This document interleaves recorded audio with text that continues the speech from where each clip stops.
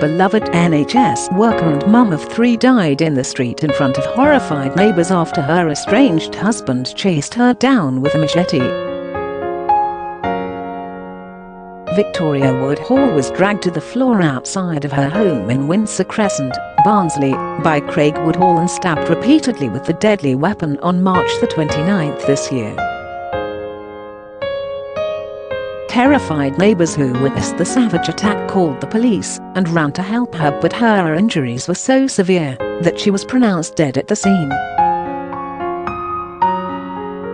Only now can the true horrors of her killing be revealed, as Woodhall, 41, pleaded guilty to murdering his wife by stabbing her multiple times during the sustained and violent attack when he appeared at Sheffield Crown Court yesterday, September 18.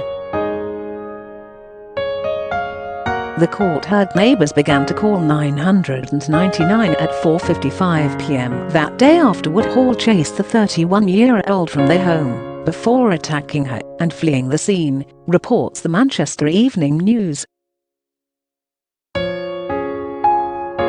She suffered violence so extreme she was left with multiple skull fractures as well injuries to her head, face, neck, arms, hands, shoulders and back.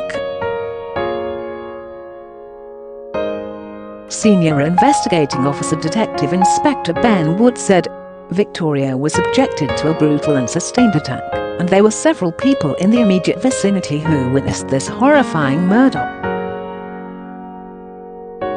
Our officers began to arrive shortly after the emergency calls, along with paramedics and an air ambulance. Despite their best efforts of both officers and medical staff, Victoria's injuries were so severe she was sadly pronounced dead at the scene.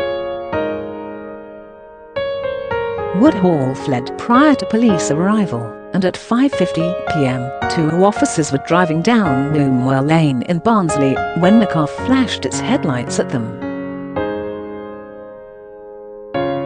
Woodhall got out of the car and was subsequently arrested on suspicion of murder.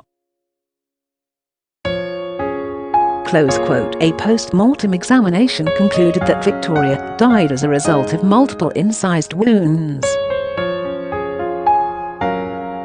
Wood continued. Victoria's injuries were significant and extensive. She was stabbed with a Gurkha-style machete knife, which our officers recovered from the scene. The violence she suffered was so extreme that she had multiple skull fractures, as well as significant injuries to her head, face, neck, arms, hands, shoulders and back. CCTV footage recovered as part of our inquiry showed that he dragged Victoria to the ground and stabbed her several times before walking away.